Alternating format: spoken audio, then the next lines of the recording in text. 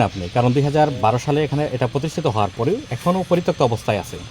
এটা কেন আছে এই বিষয়ে আপনারা কতটুকু জানেন, বা প্রশাসনের পক্ষ থেকে কেন উদ্যোগ নেওয়া হচ্ছে না, এবং সাধারণ জনগণের যে প্রত্যাশা, যে আশা, এবং তারাই কি আসলে এটা চাচ্ছে না, নাকি তারা চাওয়ার পরেও প্রশাসনের লোকজন এখানে নজর দিচ্ছে না?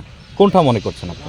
না না না, তারা স্থানীয় লোকজন চাচ্ছে না এরকম না। স্থানীয় লোকজন না চাইলে তো এটা এখানে নির্মিত হইতো না। এটা 2003 আমি চেয়ারম্যান হওয়ার পরে এটার জন্য বহুত আবেদন করছি, এলাকার গণ্যমান্য লোকজন সহ।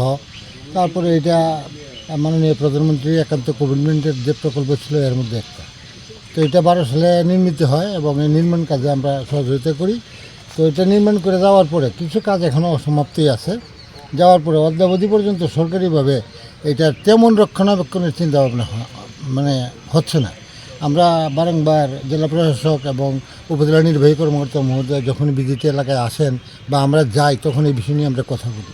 আর সবচেয়ে জরুরি যে বিষয়টা হলো, সেটা হলো স্মৃতিসৌধ হুমকির সম্মুখীন। এই পাহাড়ি ঢলের কারণে নদী ভাঙনে ওই পাশে বাউন্ডারি পর্যন্ত কিছুটা ভেঙেই গেছে, নিচ দিয়ে খোলা হয়ে গেছে। এইটাই অত্যন্ত জরুরিভাবে অন্তত এইটা প্রোটেকশন ওয়ালটা আবশ্যক। এই ব্যাপারে আমরা মাননীয় জেলা প্রশাসক এবং উপজেলা নির্বাহী কর্মকর্তা এবং আমাদের স্থানীয় সাংবাদিক পেশায় যারা জড়িত আছে, তারা সবাই মিলে তাদেরকে আমরা এটা অবহিত করছি।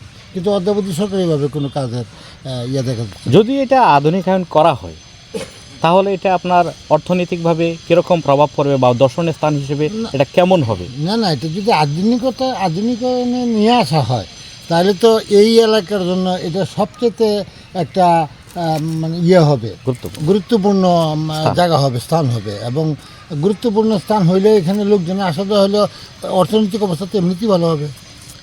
এখন কি চান প্রশাসনের কাছে বা সরকারের কাছে? কি চান? প্রশাসনের কাছে এবং সরকারের কাছে আমাদের দাবি, এলাকাবাসীর দাবি, বিশেষ করে এলাকাবাসীর পক্ষে আমার জোরালো দাবি, যেটা অনতিবিলম্বে যতটুকু সম্ভব এটা আধুনিকায়ন করা হোক এবং এটাকে রক্ষণাবেক্ষণ করা হোক। এটা সরকার যেন উদ্যোগ নেয়, এটা আমার প্রার্থনা। ঠিক আছে।